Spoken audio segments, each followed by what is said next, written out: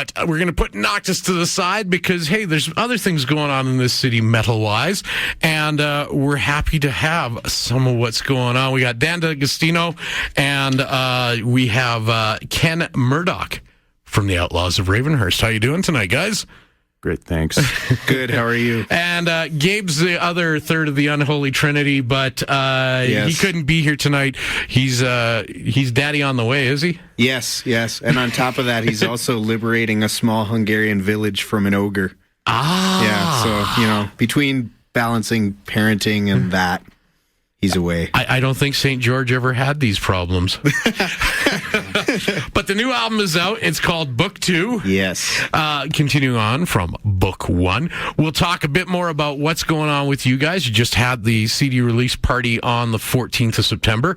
And let's check it out, though. So this is the opening track, the start of the second part of the story, and we'll tell you all about it. But first, you got to hear the music. So check it out. This is a little track called Last Stand of Old Earl. Right here on CJSW 90.9 FM.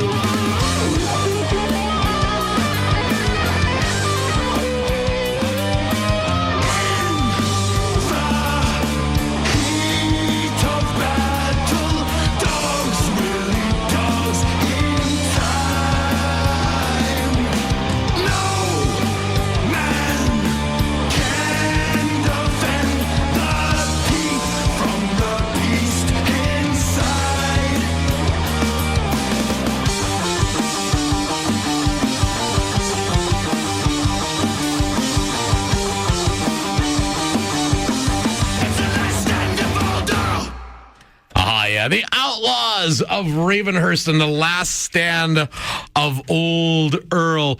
And that's the track that kicks it all off. And as I said, we got Dan and Ken here tonight. Welcome back. It's been a while. Yeah, thanks for having us. Yeah, thank you. No problem. So it's been about 2 years. About that, yeah. Between albums yet. Well, we'll talk a little bit about more of that, but just to give us sort of a review of where we are in the story, because Book 2 picks up where Book 1 left off 2 years ago. Yeah, well, that track is about a flashback of the young king remembering his father's death.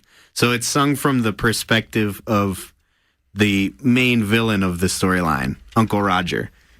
Yeah, hence the angriness and evilness. He was like the old king's main knight, and he went crazy. And this is about like his thirst for power and greed. Something like that. Now, one of the tricky parts is of course when you're doing a grand thematic concept album, and you're spreading this over 3 albums, doing the Peter Jackson thing musically. How tough is it? Because as you were saying off air, you had some of this music in the can, and you had working titles. You knew where the storyline was going to go, but when it came time to write new music, to make it merge with the old stuff, how tricky was that? It was a little bit of a challenge. Like, that first track was the most recent song that we wrote for the whole album. We had a different song actually in place for that, but it just wasn't right as an opener, so we had to take some time writing that one. Yeah, that took us a while actually. We argued a lot about it. And it is hard to find that blend to get it to fit in with all the rest of the material, but I don't know, by the end of it we're pretty happy with it. Mm-hmm. Pretty happy with how it fit into the rest of the album and things like that. And we can play it live, which was a big thing. Yeah. So again, is this very similar almost to making an audio movie? Because, when you go to the theater and you sit down, very rarely is a movie ever written by one scriptwriter. It's either a team or a collaboration kind of thing. So how hard is it as a trio here to move this forward? We do pretty well working together. I mean, like Kenny said, we do get into our spats over what's supposed to happen, or what kind of release is coming next, or different decisions like that. Originally, actually, Book 1 and Book 2 were going to be one whole album, and that was my idea. I was let's put out this massive 23-track album. So almost like Use Your Illusion 1 and 2 kind of thing going on. Yeah, exactly. And then Gabe, the only one with common sense, said, no, we should probably split these up into 2. So, and he was right. I mean, it worked perfectly as just one album then the other, and they're both about 40 to 45 minutes. So it was in my mind, I was well, let's put out one 80-minute album, and that would have been just insane, just way too inapproachable and stuff. So it is a pretty thick listen, is it not? Yeah. Especially when you're trying to follow the story and things like that. And I guess the thing comes is now you've had songs 2 years. Yeah. That you haven't, have you been able to play those old songs live when you were doing the shows before? But you were telling them this is what's coming in the story in Book 2? Yeah, kind of it was kind of funny because even when we had just released Book 1, we still had a number of songs on Book 2 that we played regularly live. So, every now and then somebody would ask about a certain song and it'd be oh, well, that's coming on the next album, they'd have to wait for it. So, I don't know, the next track that we're going to listen to, we've been playing since the very beginning. I think our first show in costume at Broken City, we played that song then. So, we've had it around for a long time. Yeah, it's a live favorite. So good to give it a chance to see the light of day in a permanent form that people can get up on there. Now, it does that because, again, of the concept. Is it a thing where you have to play the song sequentially? No. Usually, what we'll do is either we'll just play a song and just kind of let it stand on its own, or we might take the opportunity to kind of explain to the audience some of the backstory. And I don't know, sometimes that can be kind of a funny thing. Like, I don't know, you're explaining a song that is about battling a dragon, and like, I don't know, you're wearing medieval garb, and it's just a ridiculous concept, you know. So it's something that can be like It's like a comic book. It can change. The stories can change as we will. Yeah, sometimes like, I don't know, sometimes like we try to keep the storyline straight, and it just seems to shift a bit as we're explaining it. It almost becomes a Tarantino movie. Oh, okay. Yeah. What you're talking about, this song, so this is one of the songs that you guys have had since the beginning of the concept. And tell us a little more about Splinter of the Lang Sword. Okay, so this one is it's kind of like the king comes out of his flashback, and he's back in like present day medieval times, and he's just like filled with rage that Uncle Roger, the main villain of the story, killed his father. So he's like bloodthirsty for revenge. So this is like capturing that desire for revenge and another angry man song. His own struggles, I guess. Isn't that most of metal? Exactly.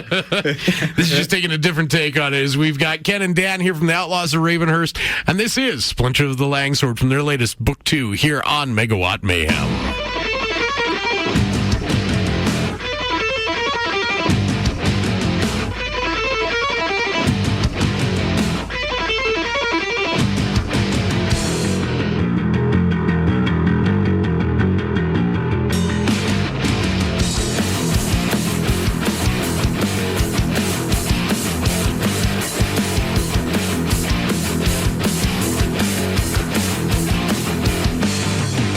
You want me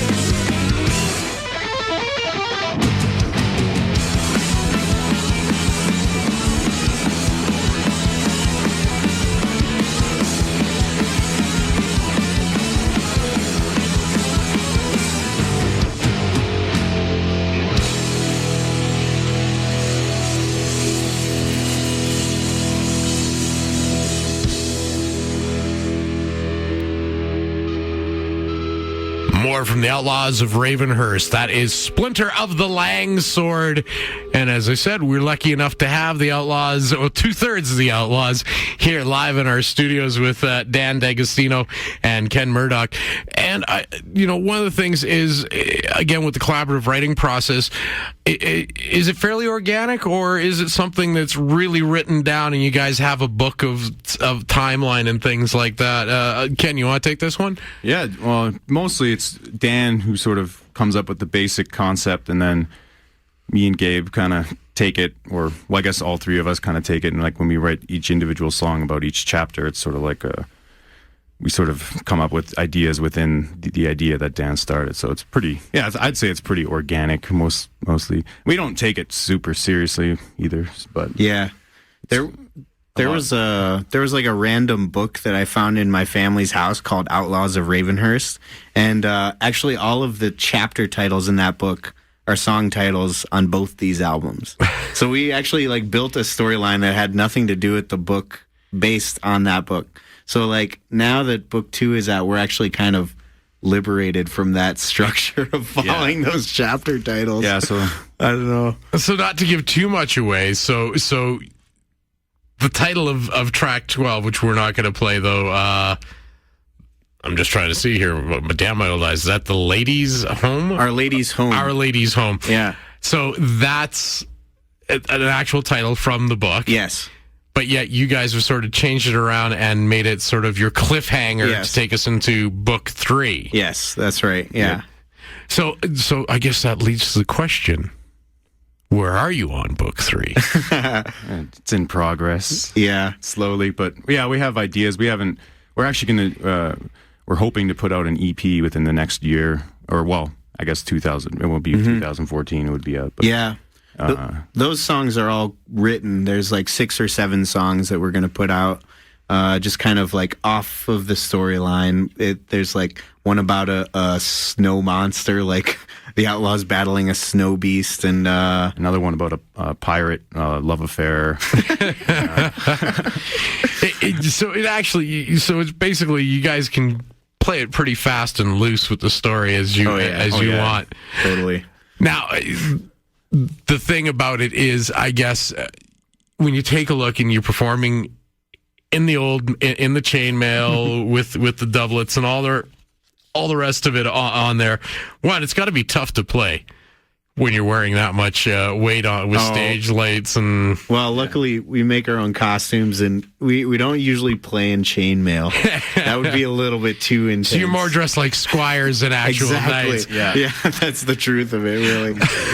We're like peasants that want to be real knights, or like off-duty knights. Not really at battle right now. I find it really interesting too when you guys are getting, like, you've sent out the discs and you're starting to get the reviews and the online press that comes around it. Yeah. And people are kind of having trouble trying to pigeonhole you guys. Yeah, I believe it. As a power metal band, as a progressive metal band. So you're getting a little crossover from these sites. How's the response been so far? It seems pretty good. I mean, yeah. Yeah, for me, and I just really only listen to people, what they tell me, like, people that come to shows, like, there's been a lot of like younger guys in these past few shows we played in the summer and stuff that really enjoyed, and like I think they get what we're trying to do, which is just have fun and play some heavy music, like, and not just heavy, like we're fans of like a lot of progressive stuff too, and like Rush for me especially.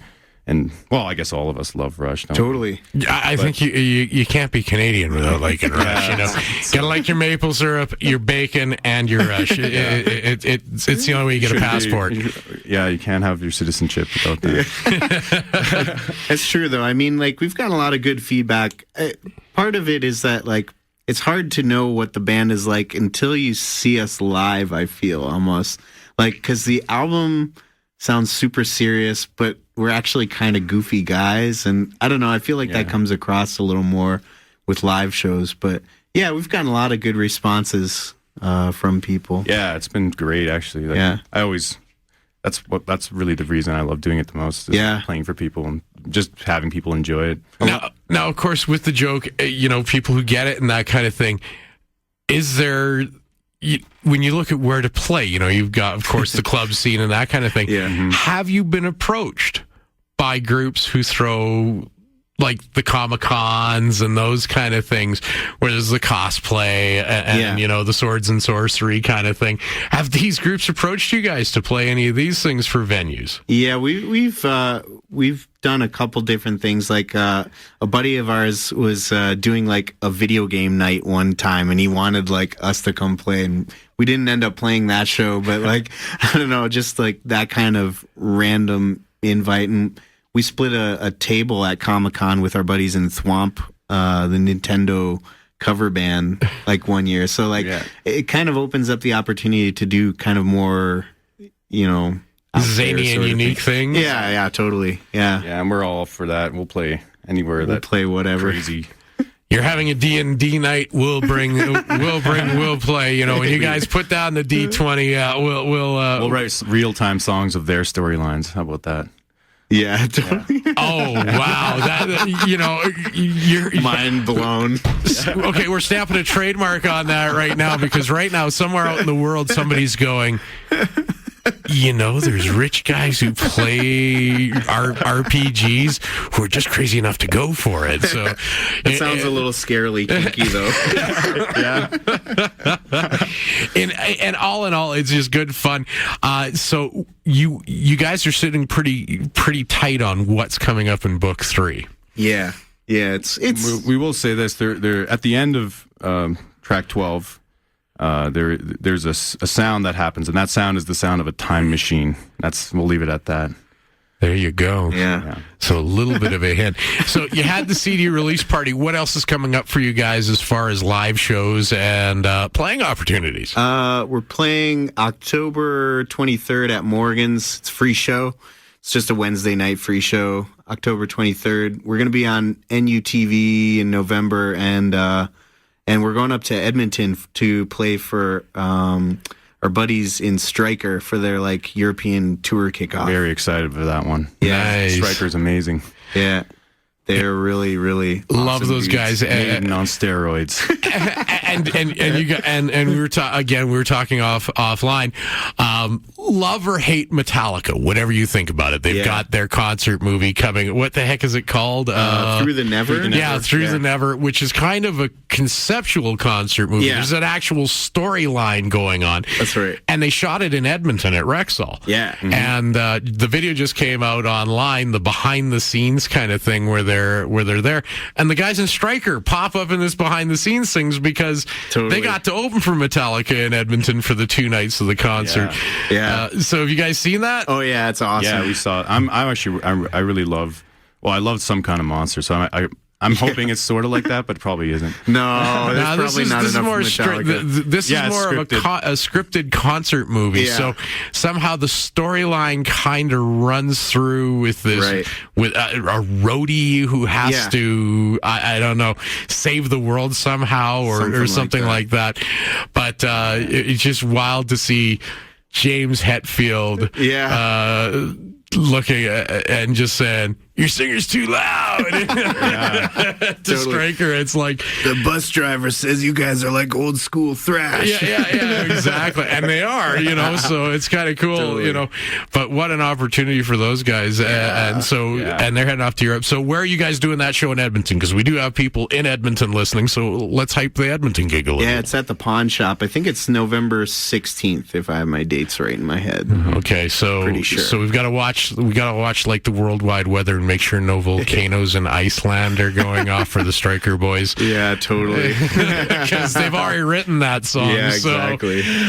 So let's head out with the last track you guys have picked up. And off air, you're chuckling as we were talking about it. And the song is called Muckle John. Yes.